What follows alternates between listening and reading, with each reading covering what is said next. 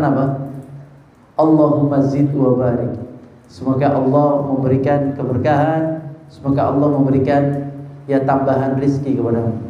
Sehingga di sini tidak muncul sifat hasad, sehingga kita ini bisa merasakan nikmat yang telah kita dapatkan. Nikmat kita yang telah diberikan oleh Allah ini banyak.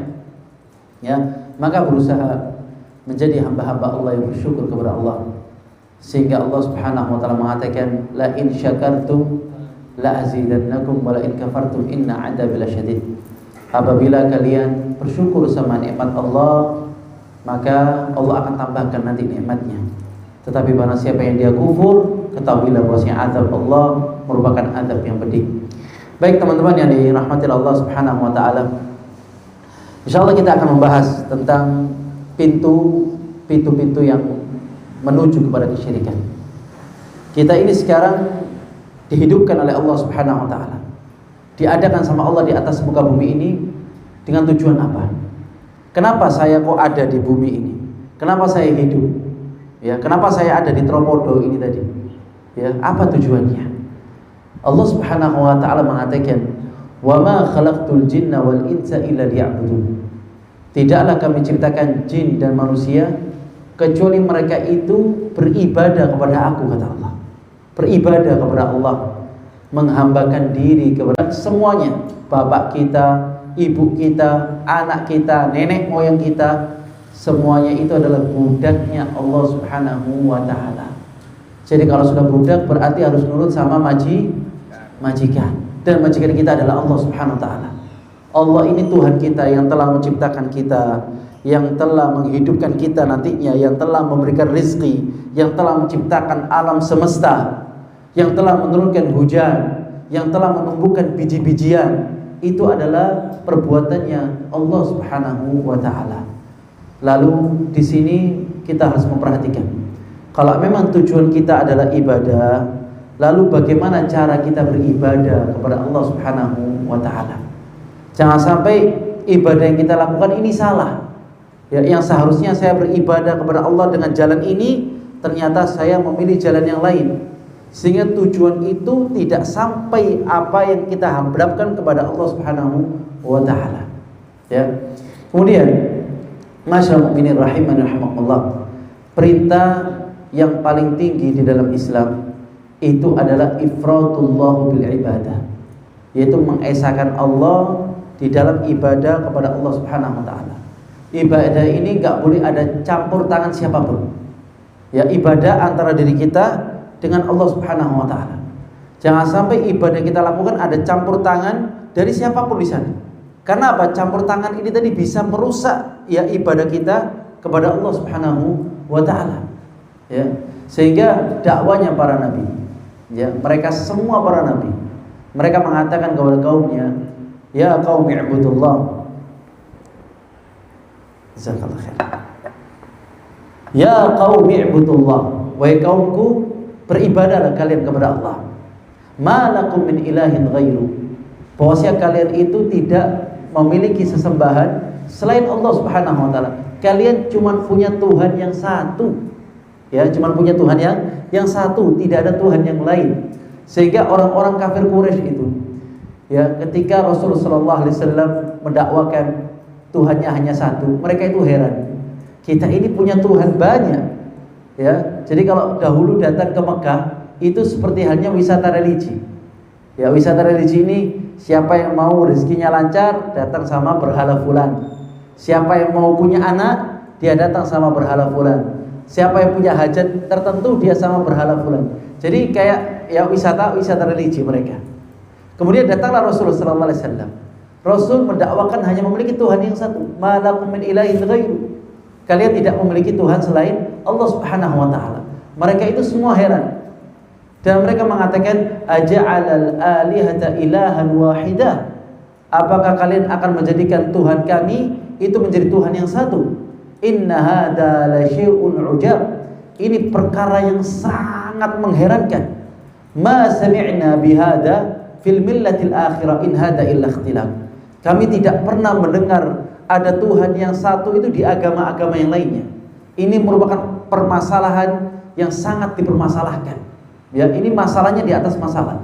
Mereka heran, kenapa kok Tuhan yang satu? Sehingga mereka itu bertanya, "Ya Muhammad, ya, sif lana rabbak." Cobalah engkau itu sifatkan kepada kami, siapa Tuhan? Apakah Tuhanmu itu berasal dari besi? Apakah Tuhanmu itu berasal dari emas? Apakah Tuhanmu itu berasal ya dari perak? Ya, abuman wa ibnuman, sublana rabbak. Anaknya siapa Tuhan? Ya, kemudian siapa turunannya Tuhanmu ini siapa? Coba engkau jelaskan kepada kami. Ya, kemudian turunlah malaikat Jibril alaihi salatu wassalam menjelaskan siapa Tuhannya Nabi Muhammad sallallahu alaihi wasallam, siapa Tuhannya manusia. Ya. Katakan wahai Muhammad, qul huwallahu ahad. Katakan wahai Muhammad bahwasanya Tuhanmu itu satu. Ahad itu satu. Dikatakan ahad itu berarti tidak ada 0, tidak ada 2, 3, 4. Ahad ya tunggal. Ya, qul huwallahu ahad. Allahus samad. Allah itu as-samad. As-samad itu segala sesuatu itu bergantung kepada Allah Subhanahu wa taala. Wa in min syai'in illa yusabbihu bihamdi. Tidaklah satu binatang melata pun yang ada di atas muka bumi kecuali mereka semua itu bertasbih kepada Allah. Mereka semua meminta kepada Allah, yas'aluhu man fis samawati wal ard kullu yawmin huwa fi syan. Bahwasanya apa yang ada di atas langit dan apa yang ada di atas bumi, mereka semua itu mintanya kepada Allah. Dan Allah setiap hari dalam keadaan sibuk. Ya. Kita kalau mintanya kepada Allah kapan? Dalam keadaan senang atau dalam keadaan susah? Hah? Susah. Susah baru ingat sama Allah Subhanahu wa taala. Ini seperti akidahnya orang-orang kafir Quraisy. Orang kafir Quraisy itu demikian. Kalau mereka sudah naik di atas kapal, ya, dan sudah tidak ada lagi kemana mereka mau minta perlindungan. Wa idza raqibu fil fulki da'u Allah mukhlishina lahuddin. Mereka berdoa kepada Allah dengan ikhlas. Falamma najjahum ilal barri idahum yusyrikun. Ketika mereka Allah selamatkan sampai di daratan, mereka kembali melakukan kesyirikan kepada Allah Subhanahu wa taala.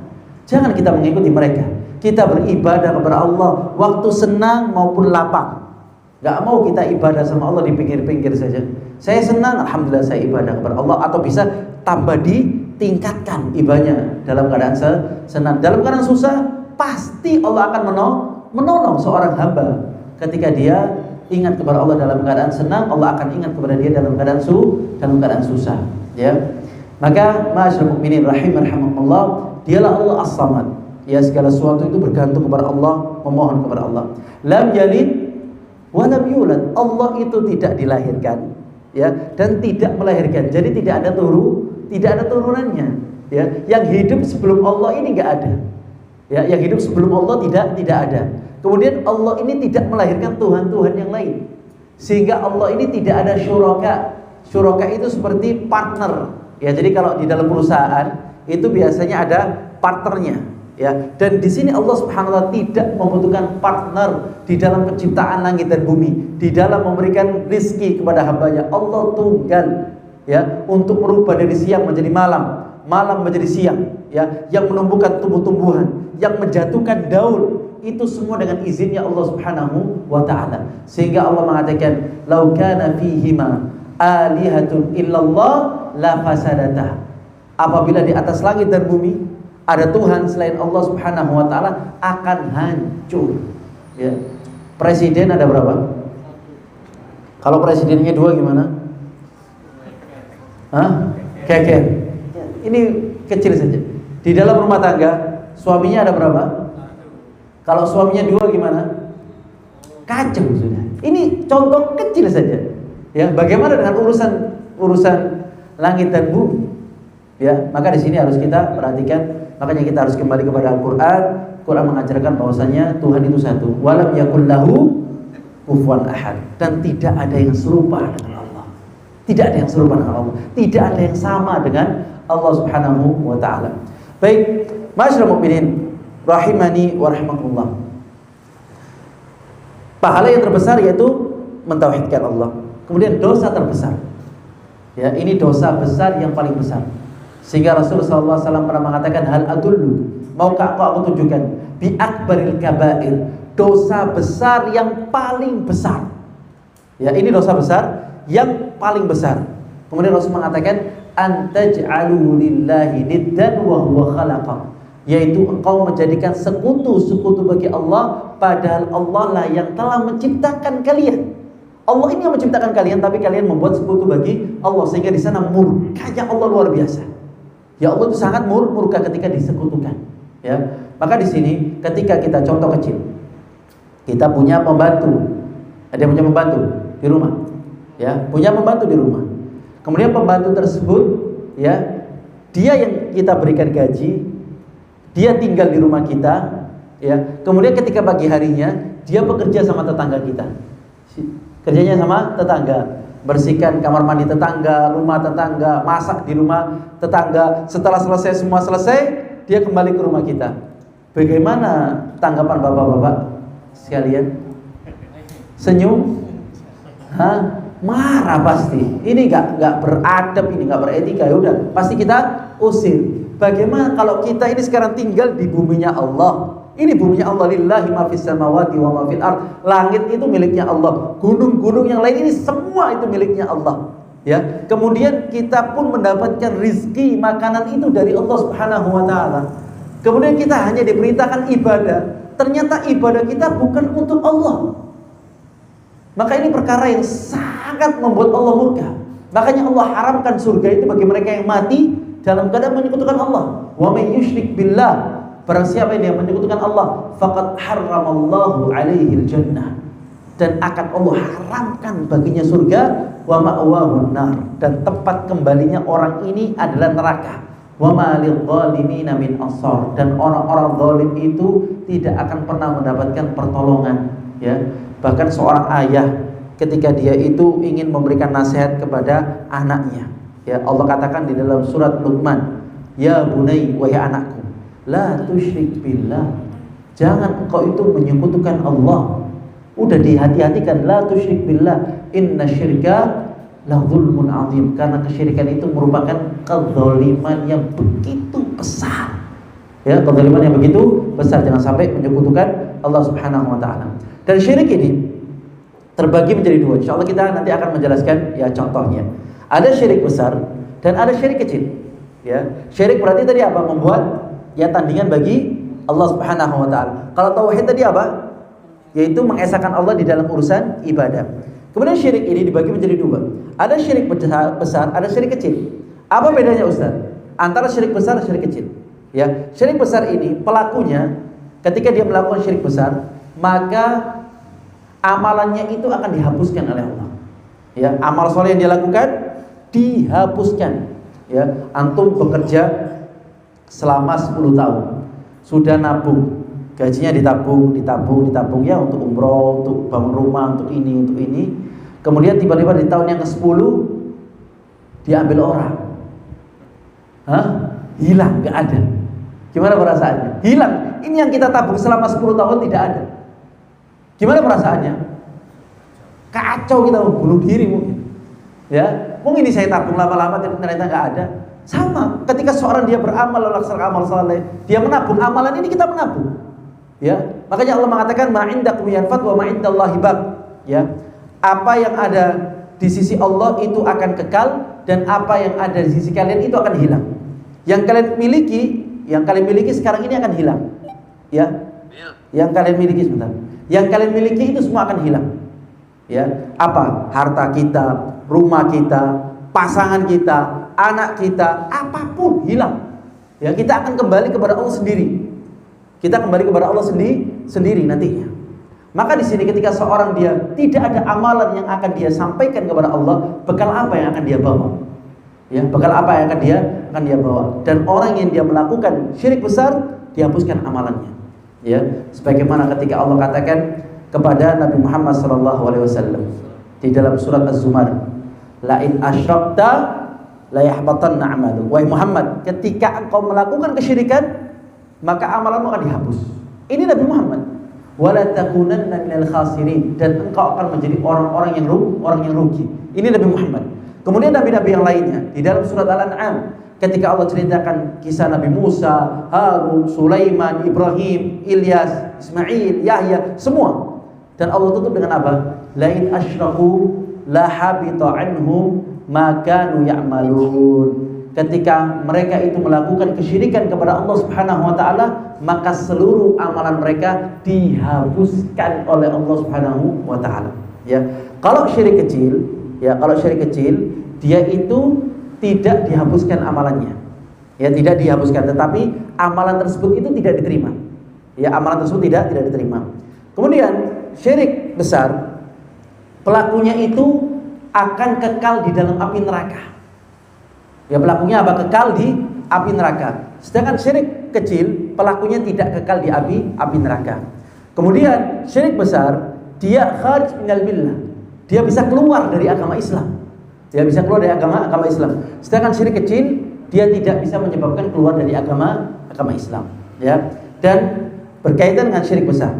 Yang pertama, syirik besar itu, ya, contoh syirik besar, yaitu penyembahan kepada selain Allah Subhanahu wa taala. Contoh, kepada selain Allah, kepada siapa?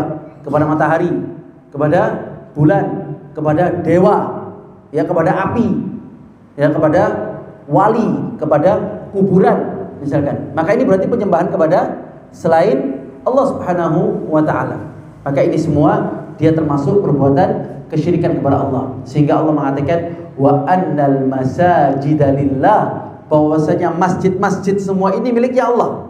Fala tad'u ma'allahi ahada. Janganlah sekali-kali kalian itu berdoa bersama Allah dengan siapapun. Ya, jadi tidak boleh disetarakan. Doa ya hanya kepada Allah. Qul, katakan Muhammad, inna salati, bahwasanya salatku, wa nusuki, dan sembelihanku, yang menyembelih, ya, wa mahyaya wa mamati, hidup dan matiku lillahi rabbil alamin la syarikalah.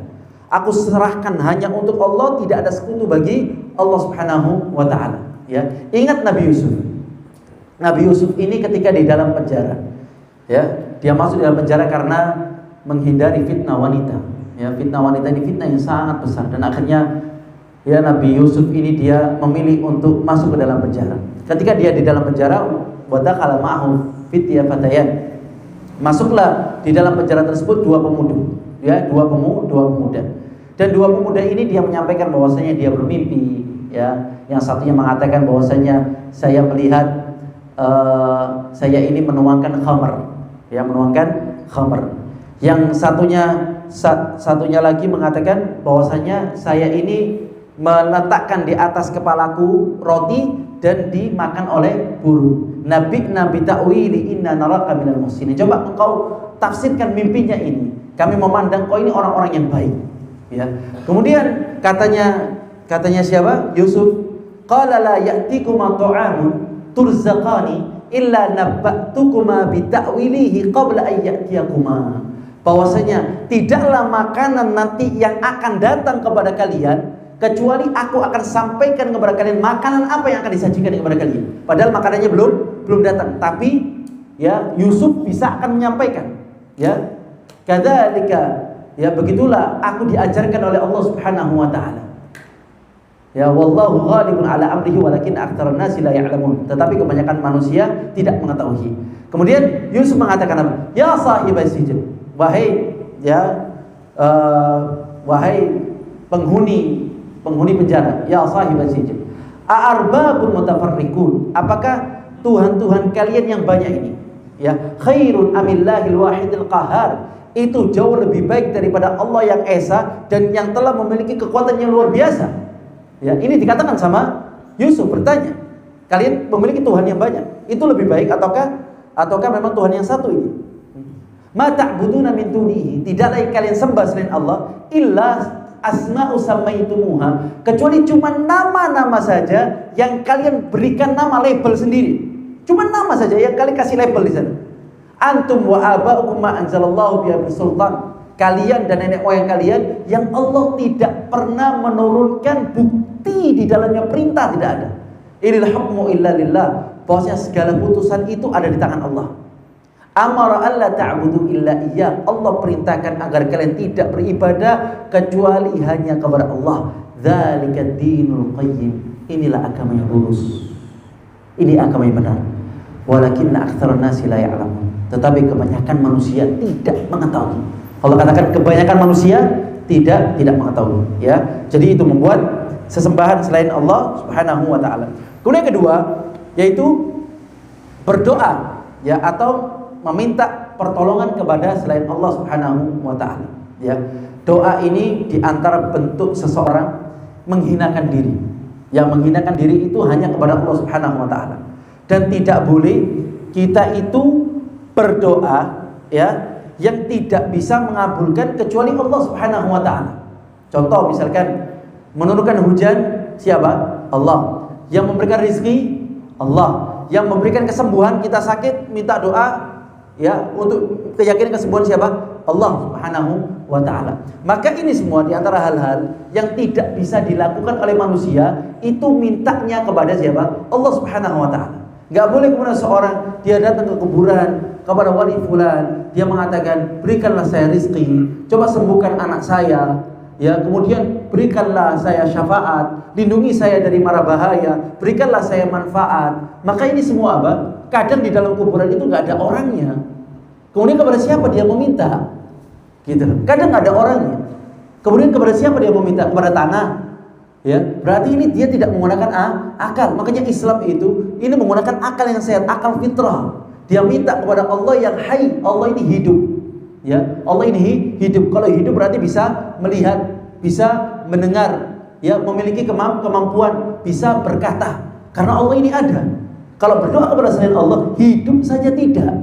Bagaimana bisa mengabulkan? Sehingga Allah mengatakan, "In tad'uuhum la yasma'u du'aakum." Ketika kalian berdoa kepada mereka, mereka tidak bisa mendengar doa kalian. Walau sami'u mastajabu lakum. Meskipun mereka itu bisa mendengar, tidak akan pernah mereka bisa mengabulkan. Wa yaumal qiyamah yakfuruna bisyirkikum. Dan pada hari kiamat mereka tidak mengakui kalau kalian pernah meminta kepada mereka. Wala yunabbi'uka bitsal khabir. Karena mereka enggak tahu. Ya, karena alamnya sudah berbeda.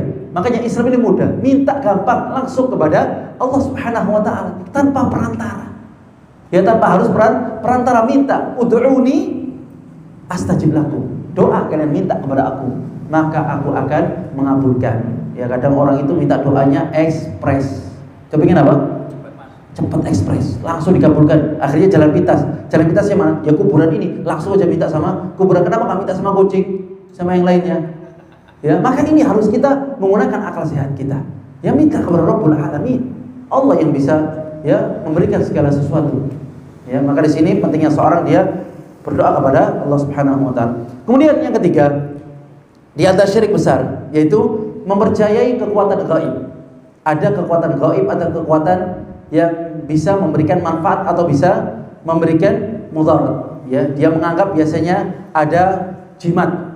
Ya, jimat. Saya kalau bawa jimat ini, saya nggak akan pernah kecelakaan. Nggak ada yang bisa menusuk saya, nggak bisa. Ya, saya pasti kebal. Ya, kebal. Kalau saya punya keris ini bisa memberikan ya manfaat yang besar. Kemudian kuburan ini kuburan keramat. Siapa yang datang ke kuburan ini pasti dia akan mendapatkan manfaat yang besar. Maka yang beranggapan demikian, maka ini adalah perbuatan syirik. Ini syirik besar. Karena tidak ada yang bisa memberikan manfaat. Tidak ada yang bisa menolak mudarat bala kecuali Allah Subhanahu wa taala. Allah mengatakan, "Iyyamsaskallahu bidur fala kashifa lahu illa hu." Ketika kalian ditimpa mudarat, ditimpa bahaya, ditimpa sakit, ditimpa cobaan, tidak ada yang bisa mengentaskan cobaan ini kecuali Allah. Ya, manusia nggak bisa. Wa ay yuridka bi khair fala radda li fadlih. Ketika Allah akan ngasih kalian nikmat, ngasih kalian rezeki, tidak ada satupun yang bisa menghalanginya. Jadi orang itu kalau sudah demikian tenang, ya, karena dia punya Allah Subhanahu wa taala. Dia adukan segala sesuatu kepada Allah dan dia pun nggak takut di jalan saya akan kecelakaan, saya akan dibunuh. Yang penting apa? Dia doa sama Allah. Keluar rumah dia ucapkan apa? Bismillahi tawakkaltu 'ala Allah, la haula wala quwata illa billah.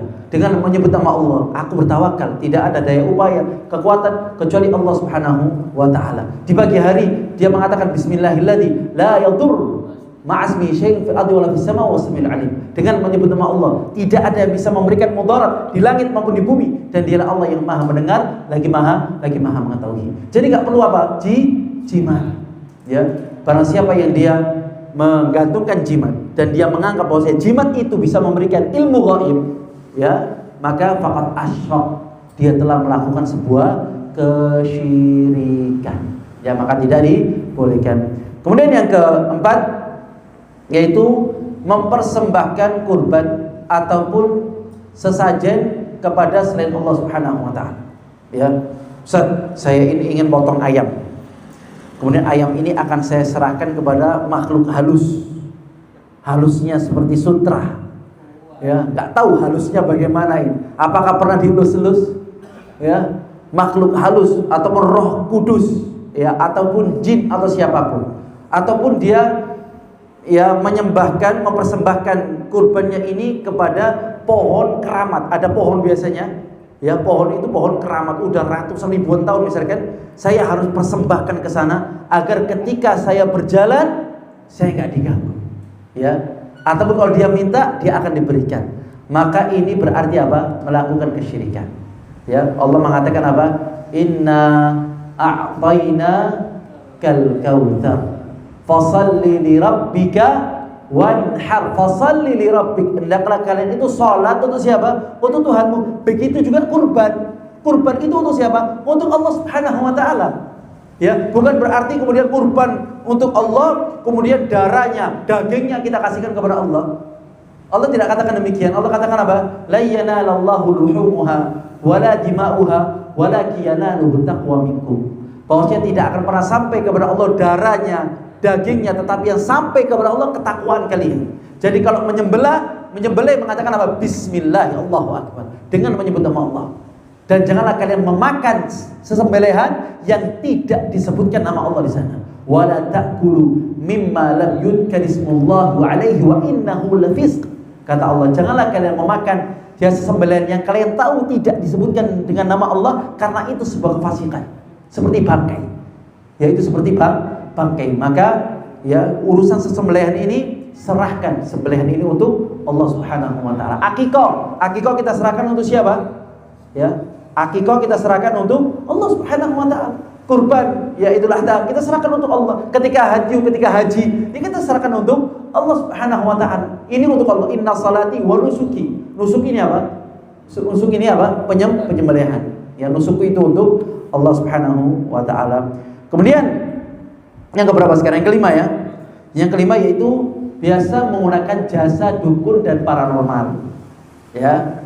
Ustaz, kalau datang ke dukun ini rasanya lebih mantap. Ya, lebih mantap, lebih yakin, seakan-akan jalan keluar itu semakin dekat, seakan-akan rezeki itu semakin dekat, kekayaan akan semakin muncul, ya akan muncul, saya akan cepat kaya. Jadi akhirnya datang kemana? Ke paranormal. Paranormalnya sendiri nggak kaya-kaya, ya kan? Paranormalnya sendiri nggak kaya-kaya, dia pun nggak mengetahui apapun. Makanya sebelum diutusnya Nabi Muhammad SAW, para jin, para syaitan itu mereka bisa mencuri-curi berita. Ya, bisa mencuri berita, ya, yasma'un, mereka mendengar kemudian jualan. Iblis ini jualan. Dan ketika diutusnya Nabi Muhammad SAW, di setiap penjuru langit ini ada panah-panah yang siap menyerbu setan-setan yang akan mencuri berita. Ya, jadi ini diantara kekhususan Nabi Muhammad SAW, sudah dijaga ketat sudah. Ya, jadi kalau misalkan 100%, yang mungkin 0,01% betul. Ya, 0,01% betul. Kalaupun betul ya kebetulan.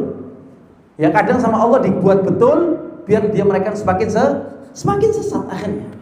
Ya, dan orang yang dia datang ke paranormal, janganlah ya, jangan sampai kita melangkahkan kaki ini datang ke dukun atau paranormal. Rasul sallallahu alaihi wasallam mengatakan apa?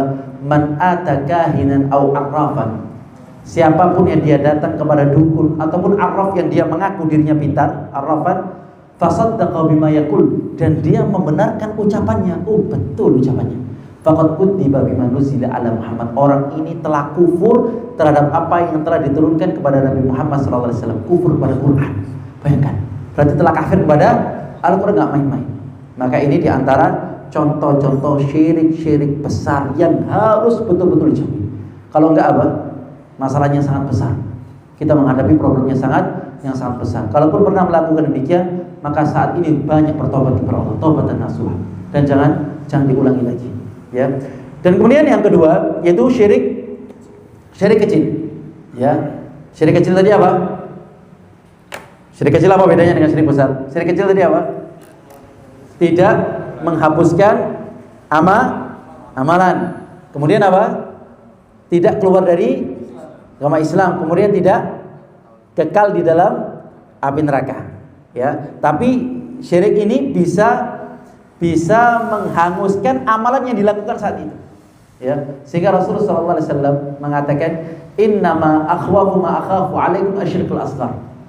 Bahwasanya yang paling aku khawatirkan kepada kalian itu syirik kecil.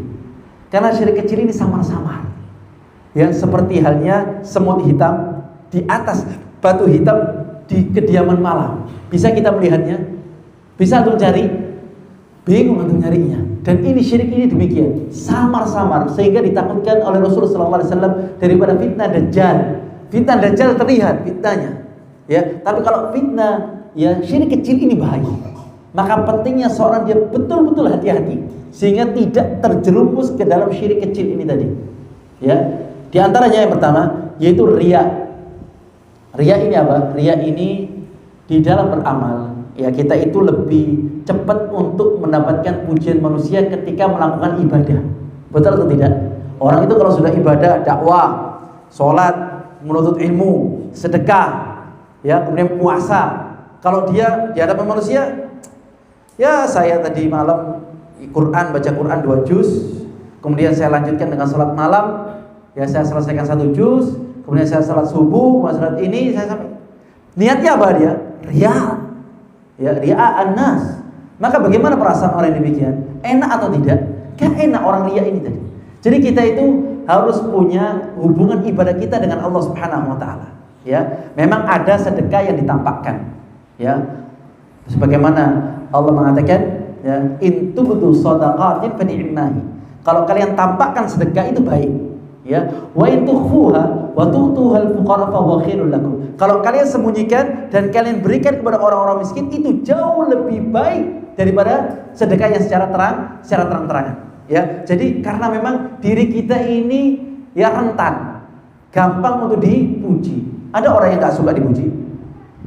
Ada atau tidak? Suka dipuji.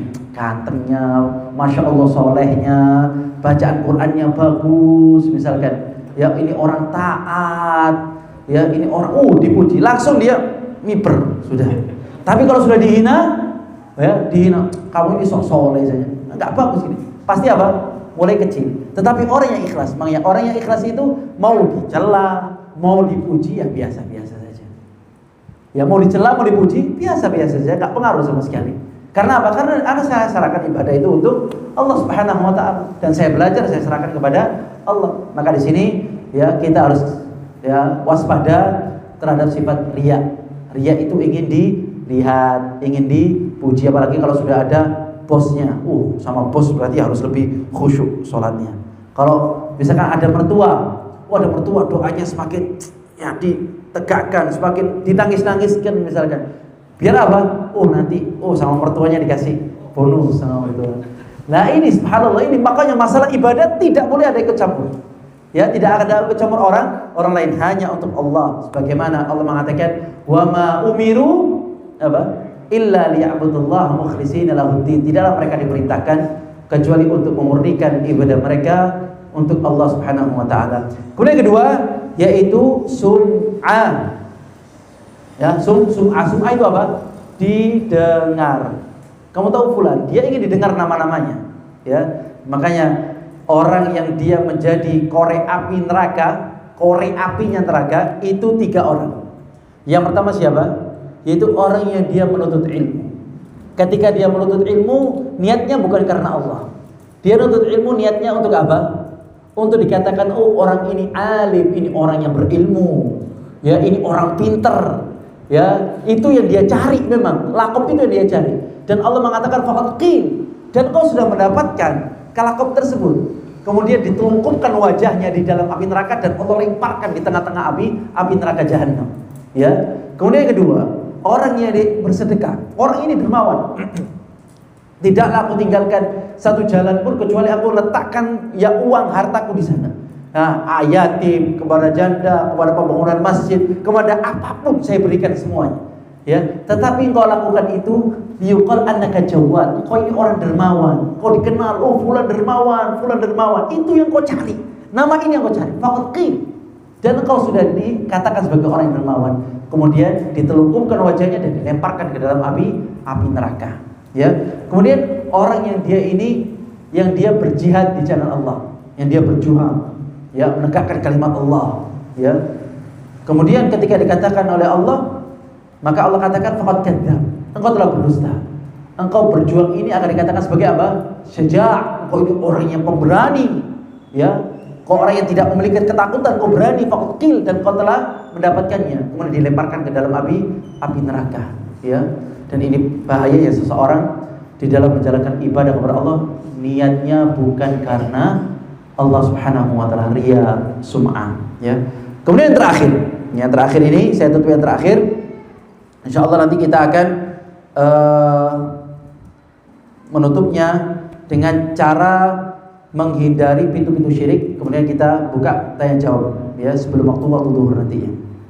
Yang terakhir yaitu melakukan sesuatu karena ingin mendapatkan duniawi.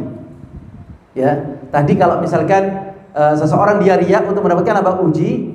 Pujian, disanjung, sudah dapat ya. Sum'ah mendapatkan apa? Terkenal dia dari telinga ke telinga. Kemudian sekarang ini untuk mendapatkan apa? Manfaat duniawi. Karena lebih gampang seseorang itu mendapatkan dunia dengan jalan apa? Dengan jalan agama. Dan ini yang dimurkai sama Allah Subhanahu wa taala. Ya, dia ya seakan-akan dia agama, menjalankan ibadah Allah, berdakwah di jalan Allah Subhanahu wa taala, tetapi ada tujuan di situ yang ingin dia dapatkan. Akan mendapatkan jabatan, ya, akan mendapatkan harta, akan mendapatkan tahta, akan mendapatkan wanita yang ingin dia dapatkan, dan ini bahaya. Ya, sehingga Allah mengatakan apa? Di dalam surat Hud Allah berfirman, "Man kana yuridul hayatad dunya." Barang siapa yang dia menginginkan prioritasnya adalah kehidupan dunia, wa zinataha, dan perhiasan-perhiasannya, mobil dan yang lainnya, nuwaffi ilaihim a'malahum fiha, kata Allah, kami akan sempurnakan apa yang dia minta, dikasih sama Allah. Nuwaffi ilaihim a'malahum fiha wa hum fiha la yubkhasun, dan mereka tidak dirugikan sedikit pun, ya, kecuali apa? Ulaikal ladzina laisa lahum fil akhirati illa nar. Mereka itu tidak mendapatkan apapun di akhirat kecuali apa? Neraka, api yang dia dapatkan. Wa habita ma sana'u fiha wa batilu ma kanu ya'malun, dan apa yang dia lakukan itu dihanguskan sama Allah, dibatalkan sama Allah Subhanahu wa taala, dan dia tidak mendapatkan apapun kecuali api neraka Allah Subhanahu wa taala. Karena apa? Karena dia menginginkan dunia melalui jalur agama. Agama ini itu Allah. Kita menyebarkan agama Allah Subhanahu wa taala karena ibadah untuk mengangkat derajat di sisi Allah, mengenalkan diri kepada Allah, bukan mengenalkan diri kepada manusia, mengenalkan diri kepada Allah Rabbul Alamin. Ya, makanya di sini kita harus banyak-banyak muhasabah, ya, dan kita harus tahu apakah amalan yang tersembunyi kita lebih banyak atau lebih sedikit. Jadi harus memperbanyak amalan-amalan yang tersembunyi, sholat sembunyi-sembunyi, ya, kemudian sedekah sembunyi-sembunyi. Tapi kalau nikah jangan, kalau nikah terang-terangan, jangan sembunyi-sembunyi. Kemudian kalau misalkan ya sholat, berdoa sembunyi, nggak ada masalah. Ya, jadi itu untuk mengangkat derajat kita di sisi Allah Subhanahu wa taala. Kemudian ma'asyiral mukminin rahimakumullah, yang terakhir yaitu bagaimana cara menghindari pintu-pintu syirik, yaitu yang pertama yaitu memperbanyak zikir dan mengingat Allah Subhanahu wa taala. Zikir yang paling afdal apa? La ilaha illallah. Banyak ucapkan la ilaha illallah. La ilaha illallah, la ilaha illallah wahdahu la syarikalah. Tidak, ya Allah, tidak ada Tuhan selain Allah, tidak ada sekutu bagi Allah. La ilaha illallah wahdahu la syarikalah, lahul mulku wa lahul hamd. Bahwasanya kerajaan itu milikmu dan pujian itu milikmu, wa huwa ala kulli syai'in qadir, dan dialah Allah maha mampu atas segala sesuatu. Baca zikir ini, la ilaha illallah, la ilaha illallah, ya. Kemudian kedua yaitu tingkatkan ilmu agama kita. Jadi kita itu punya ilmu harus di-upgrade. Ya Allah, sehari itu mungkin antum belajar setengah jam, mungkin sekarang belajar itu bisa buka YouTube atau dari maghrib ke isya cari masjid yang ada kajian-kajian, duduk saja di sana. Dan itu rutin, duduk setelah maghrib sampai isya, sudah. Setelah itu antum mau melakukan apapun terserah. Yang penting apa? Ada waktu untuk tingkatkan ilmu. Kita kalau urusan dunia saja, yang mungkin umurnya 60 sampai 70 tahun, kita selalu berusaha. Ya, mungkin 24 jam. Ya, padahal umur kita berapa? 60 sampai 70 tahun. Rasul sallallahu alaihi wasallam tinggal di atas muka bumi berapa lama? 63 tahun. Dan sekarang di alam barzakh sudah berapa lama? 1436 tahun. Dan nanti di alam barzakh, dan nanti di padang mahsyar berapa lamanya? Berapa lamanya? Ya, satu hari di perhitungan kita 1000 tahun lamanya. Kemudian kita cari dunia, mana waktu untuk kita mencari akhirat? Ya, maka di sini kita harus apa? Mengupgrade ilmu kita, khususnya ilmu tauhid, ilmu mengenal Allah Subhanahu wa taala. Enak kita kalau kenal Allah enak. Ya, man kana a'raf billah kana akhwaf. Orang yang dia kenal Allah, maka dia menjadi orang yang paling takut melangsungkan dia nanti sama Allah. Ya, kalau sudah takut sama Allah, tumbuh semangat untuk rajin ibadah kepada Allah. Kalau sudah rajin ibadah, insya Allah dekat dengan husnul khatimah. Ya, kalau sudah rajin ibadah dekat dengan husnul khatimah. Kemudian yang ketiga yaitu memurnikan niat ikhlas kepada Allah. Terus ya ikhlas karena Allah. Sebelum melakukan amalan apapun, perhatikan niat. Mau sholat, perhatikan niatnya. Mau duduk di majelis ilmu, perhatikan niatnya. Mau sedekah, perhatikan niatnya. Lakukan segala sesuatu karena Allah Subhanahu wa taala. Kemudian yang terakhir yaitu meninggalkan tradisi-tradisi yang mendekati syirik. Ya, ada adat-adat yang dia itu adat istiadat yang justru menyelisihi ya adatnya Islam. Maka di sini ada biasanya apa? Hari syuro. Syuro itu biasa apa? Gak boleh seseorang itu sial nanti di sana, gak boleh nikah. Kalau sudah nikah di hari syuro, nanti gagal pernikahannya, nanti gini lah. Nah, ini semua adat-adat yang menyelisihi agama kita, maka kita buang jauh-jauh karena itu mendekatkan kepada kesyirikan kepada Allah Subhanahu wa taala. Wallahu taala. Ya, kita kalau belajar tauhid ini nggak bisa setengah jam, 1 jam, panjang kitabnya.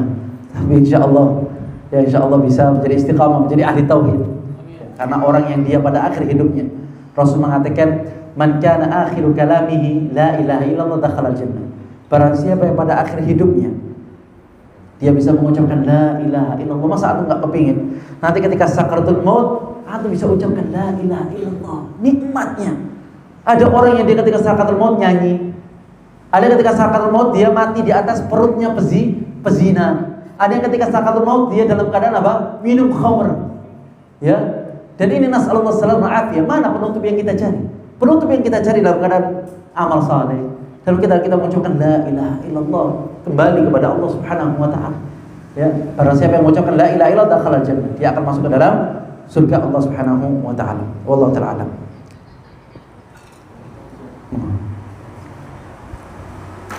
Bismillah.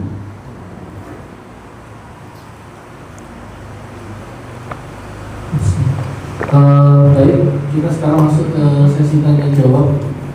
Nanti ada yang ditanyakan dari perempuan, dari ibu-ibu ada yang mau ditanyakan? Bismillah. Insyaallah ada. Assalamualaikum Ustaz. Waalaikumsalam warahmatullahi wabarakatuh. Afwan, ini tadi pembicaraan fawakid ini anak mau bertanya gini Ustaz. Untuk cinta sama Allah, untuk tauhid sama Allah, kadang-kadang kita kediskan sama masalah dunia dan akhirat. Itu untuk ngelurusin ya bagaimana Ustaz. Kadang-kadang pokoknya ada ujian anak kita, Allah uji gini. Jadi untuk ini kan Allah, ini kan Allah, itu kan nggak berus. Bagaimana cara saya sebagai ibu untuk menyikapi hal ini? Syukran jazakallahu khairan. Masyaallah mukminin rahimani wa rahimakumullah. Kita tahu bahwasanya hidup di atas muka bumi ini tidak akan pernah terlepas dari yang namanya ujian. Pasti semua yang ada di sini punya ujian masing-masing. Gak ada, Ustaz saya gak ada ujian, mustahil. Karena ujian itu diantara bukti cinta Allah Subhanahu wa taala kepada hambanya. Pernah suatu ketika seorang sahabat dia bertanya kepada Rasulullah sallallahu alaihi wasallam dan mengatakan, "Ya Rasulullah, siapakah manusia yang paling berat ujiannya?" Maka Rasul mengatakan, "Asyaddun nasi bala'an al-anbiya tsummal amsal fal amsal." Bahwasanya ujian terberat manusia itu adalah para nabi. Kemudian setelahnya dan setelahnya. Innallaha idza ahabba qauman ibtala. Allah itu kalau sudah cinta kepada sebuah kaum, maka Allah itu akan memberikan ujian kepadanya.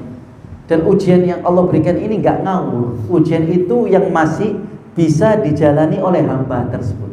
Ya, terlebih lagi ujian anak. Ingat ketika Nabi Yakub alaihi salatu wassalam. Nabi Yakub ini punya anak namanya Yusuf. Yusuf ini anak yang tampan, anak yang taat, anak yang saleh, ya. Dan di puncak-puncak cintanya Yakub kepada Yusuf, ternyata diambil sama Allah Subhanahu wa taala. Entah hilang bertahun-tahun lamanya, ya, bertahun-tahun lamanya. Kemudian Yakub mengatakan apa? Wa tawalla anhum wa qala ya asafa ala Yusuf wa biyaddat 'ainahu min al-husni fa huwa qadim. Sampai matanya Yakub itu hitamnya enggak ada. Saking sedihnya dia kepikiran anaknya. Ini Nabi Yakub alaihi salatu wassalam, ya. Dia punya anak Nabi juga Yusuf. Matanya hitamnya enggak ada. Sisa putihnya ada, nangisnya tiap hari Nabi Yakub ini. Kemudian Yakub mengatakan apa? Qala innama ashku bathi wa huzni ilallah. Aku mengadukan sedihku dan mengadukan keluhanku ini hanya kepada Allah Subhanahu wa taala. Karena apa? Setiap ujian itu pasti akan menghasilkan nikmat. Ujian itu nanti akan menghasilkan kabar gembira nantinya. Sehingga Allah mengatakan wallahu ya'lam wa antum la ta'lamun. Pasti Allah mengetahui sedangkan kalian tidak mengetahui. Banyak sekali ujian, bahkan ujiannya Nabi Muhammad sallallahu alaihi wasallam. Nabi Muhammad itu ditinggal mati oleh siapa? Oleh istrinya Khadijah. Kemudian ditinggal mati oleh anak-anaknya. Ya, anaknya Ibrahim, ya. Kemudian Abul Qasim, itu semua meninggal. Sisa Fatimah radhiyallahu taala anha. Apakah Rasulullah sallallahu alaihi wasallam kemudian tidak sedih Nabi Muhammad? Menangis Nabi Muhammad karena manusia. Ya, tetapi di sini bagaimana keadaan hati? Jangan sampai hati itu goyang. Orang itu kalau sudah dekat dengan Allah, ketika dia diberikan ujian, dia semakin Semakin teguh. Karena apa? Allah yang akan meneguhkan. Huwallazi anzala sakinata fi qulubil mu'minin. Dialah Allah yang telah menurunkan ketenangan ke dalam hati orang yang beriman kepada Allah Subhanahu wa taala. Maka di sini pentingnya seseorang dia berhusnudzon kepada Allah. Ibu tetap husnudzon sama Allah, baik sangka sama Allah, pasti Allah akan berikan yang terbaik. Pasti dengan ujian ini ada hikmah yang besar. Terus itu. Jangan sampai dengan ujian ini, oh berarti Allah menghinakan aku, oh berarti Allah mencapakan aku, oh berarti Allah tidak memperhatikan aku. Maka ini apa? Bersuudzon, berburuk sangka kepada Allah. Tetap berhusnudzon, baik sangka sama Allah. Insya Allah hasilnya akan baik. Tapi kalau buruk sangka, hasilnya pun akan buruk. Ya, wallahu taala alam. Ya, cukup Bang Ibu ya. Nah, barakallahu sama-sama. Ustaz, ada titipan. Ada lupa bedanya apakah hadis atau ayat bahwa seorang mukmin itu akan tetap berada dalam ujian, berjalan di atas bumi dengan ujian sampai dia kemudian pulang kepada Allah tanpa membawa dosa apapun. Bagaimana kaitannya dengan seseorang yang banyak melakukan maksiat, tapi kemudian ketika dia di tengah-tengah maksiat itu, kasusnya ini dia meminum, livernya pecah, sakit bertahun-tahun nggak meninggal. Itu gimana? Baik, ma'asyiral mu'minin rahimakumullah. Kadang orang-orang itu di dalam menjalankan maksiat kepada Allah, mereka tidak memikirkan akibatnya. Yang ada di pikiran mereka kalau sudah maksiat itu nikmat, zina, khamar, judi, ya, kemudian memakan riba. Mereka menyangka tidak ada efeknya. Terkadang efek itu nanti di penghujung kehidupan. Ya, di penghujung kehidupan. Seperti hanya tadi ketika kita tahu orang yang dia peminum, mudminul khamar, itu orang yang kecanduan dengan khamar. Itu berat, ya, sembuhnya. Kecuali dengan izin Allah Subhanahu wa taala. Sampai livernya pecah dan yang lainnya. Tetapi enggak mati-mati. Dia masih diberikan waktu yang panjang oleh Allah Subhanahu wa taala. Wallahu ta'ala. Itu di antara rahasia Allah Subhanahu wa taala. Karena orang mati itu semua dengan izin Allah. Allah mengatakan wa ma kana li nafsin an tamuta illa bi idznillah kitaban muajjalah. Tidaklah seorang jiwa dia mati kecuali semua itu dengan izinnya Allah Subhanahu wa taala. Orang yang dia diberikan ujian, banyak sekali ya di antara para ulama pun demikian, yang dia diberikan ujian kanker sebelum meninggal. Untuk apa? Untuk merontokkan dosanya. Kadang dosa itu tidak bisa dirontokkan dengan amal soleh yang dia lakukan. Kadang pun dia tidak bisa melaksanakan amal soleh. Ya, lalu bagaimana? Allah itu menginginkan dia, sebagaimana Allah mengatakan, wallahu yuridu ayyatuba alaikum. Allah itu menginginkan agar kalian itu bertaubat kepada Allah Subhanahu wa taala. Tetapi kalian tidak mau bertobat, tidak mau melaksanakan amal saleh. Lalu bagaimana caranya agar orang ini ditakdirkan oleh Allah, dia itu berada di derajat surga yang tinggi, tetapi amalannya tidak sampai ke sana? Dengan apa? Oh, dengan Allah berikan sakit. Antum kira orang sakit ini enak? Sakit ini gak enak. Ya, makanya manfaatkan waktu sehat kita sebelum waktunya sakit. Sakit ini gak enak, ibadah pun gak enak nantinya. Kecuali orang yang dia sakit dalam kondisi dia beriman, dalam kondisi dia taat, enak sakitnya. Tapi kalau orang dia sakit kondisi dia tidak beriman, ya itu akan menjadi sakit di atas sakit, adab di atas adab. Kadang untuk menghilangkan penyakit hati itu dengan penyakit fisik. Ya kadang ada orang yang dia sombongnya luar biasa, ya seakan-akan nggak sakit, kemudian dikasih penyakit sama Allah untuk menghilangkan kesombongannya. Ya orang sombong misalkan, ya kemudian dengan penyakit sakit ini tadi, akhirnya dia semakin tawadhu, dia semakin sadar, dia semakin taat. Pokoknya setiap ya musibah, ujian itu pasti ada efek baiknya dari Allah Subhanahu wa taala. Bisa jadi orang tadi itu ketika dia dikasih ujian sakit sama Allah, ternyata dia sabar. Dia mengakui dosa yang dia lakukan dan dia sabar, dan masih ada waktu, dan waktunya itu dia gunakan untuk berzikir, untuk taat, untuk menjalankan ketaatan kepada Allah, dan dia terus bersabar. Maka di situ Allah naikkan derajatnya nanti. Karena Allah katakan apa? Innama yuwaffas sabiruna ajrahum bighairi hisab. Allah itu akan berikan balasan pahala bagi orang yang sabar, gak ada batasannya, gak ada hitungannya. Di-loss pahalanya sama Allah, dan ini kehendak Allah Subhanahu wa taala. Ya. Dan tetap dia orang yang sakit itu tetap dia berhusnudzan kepada Allah karena masih ada waktu. Ya, untung nggak diambil waktunya dalam keadaan apa? Maksiat, masih dikasih waktu sama Allah. Alhamdulillah. Ada lagi? Mau silakan. Assalamualaikum Ustaz. Waalaikumsalam warahmatullahi wabarakatuh. Yang pertama, bagaimana hukum ziarah kubur?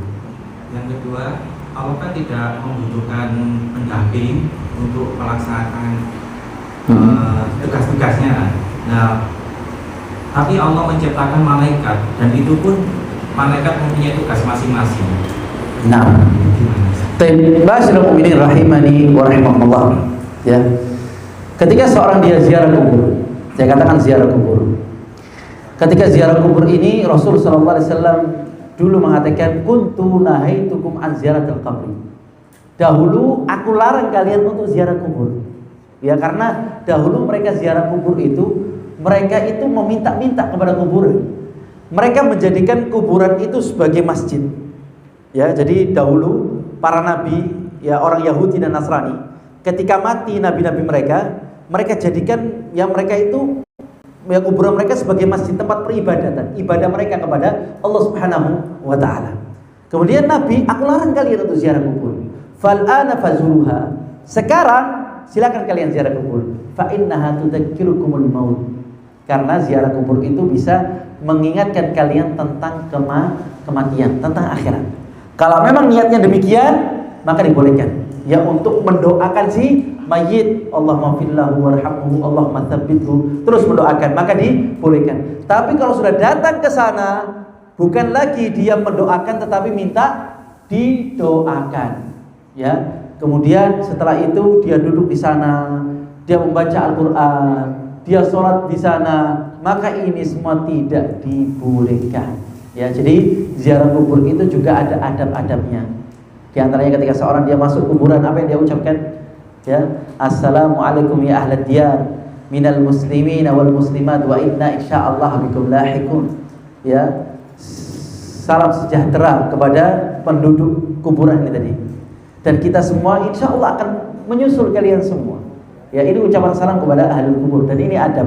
Kemudian melepas sandal, kemudian dia mendoakan di sana, Allahumma fillahu wastaghfiruh. Udah, bukan berarti dia doakan saya, maka ini menyelisihi. Ya. Kemudian yang kedua, berkaitan dengan masalah Allah Subhanahu wa taala ini tidak memiliki partner ya di dalam penciptaan langit dan bumi. Kemudian mengapa Allah Subhanahu wa taala menciptakan malaikat? Ya. Sekarang kita melihat presiden, ada presiden satu dia sebagai presiden. Apakah presiden tidak memiliki menteri? Ada menteri. Kenapa? Apa fungsinya menteri? Hah? Fungsinya menteri apa? Hah? Bukan pembantunya. Pembantu, menteri ini pembantu. Makanya kalau ada orang saya menteri, pembantu. Ya, betul atau tidak? Betul, pembantu. Dia bantu presiden menjalankan tugas-tugas ini tadi. Ya, kemudian dari menteri itu tadi ada bawahannya lagi siapa?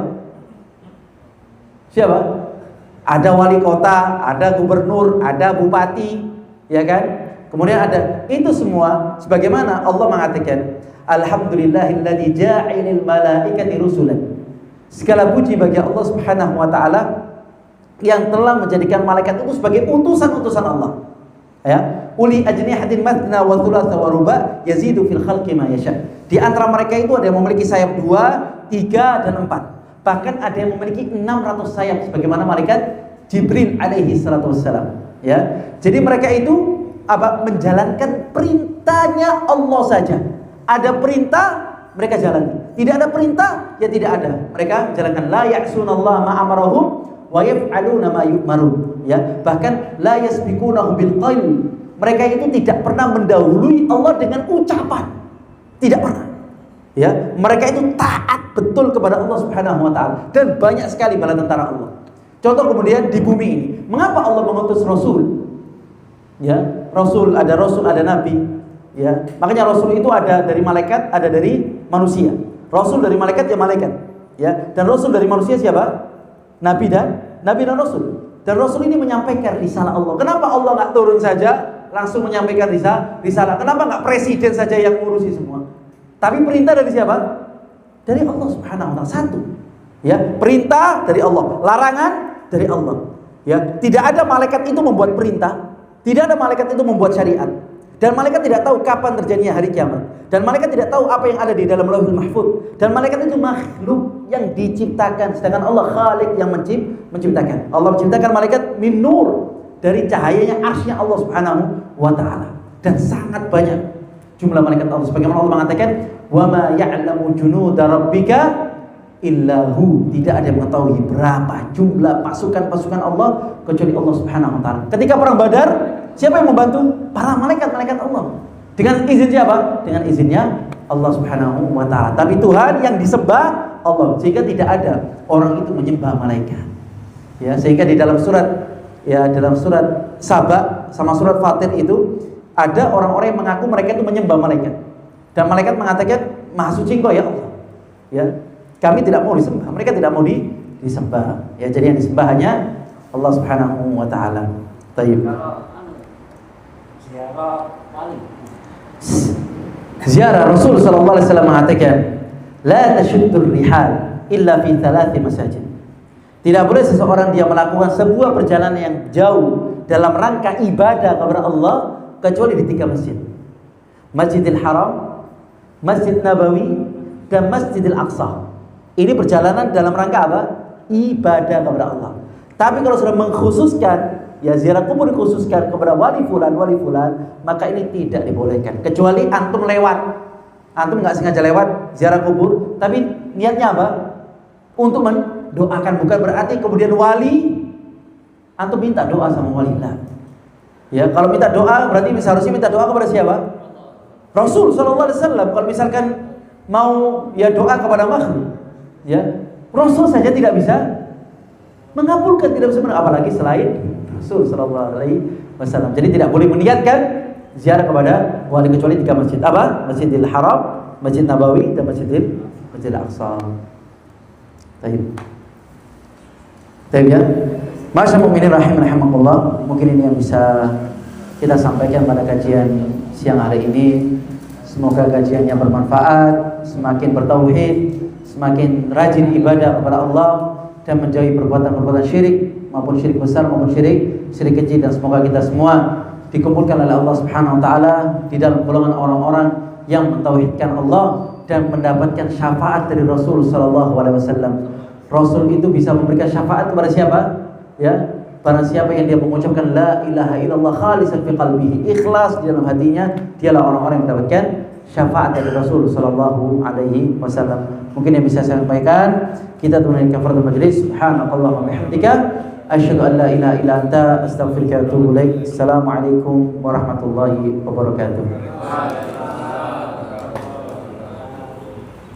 Alhamdulillah, berarti telah berakhir pertemuan kita pada hari ini.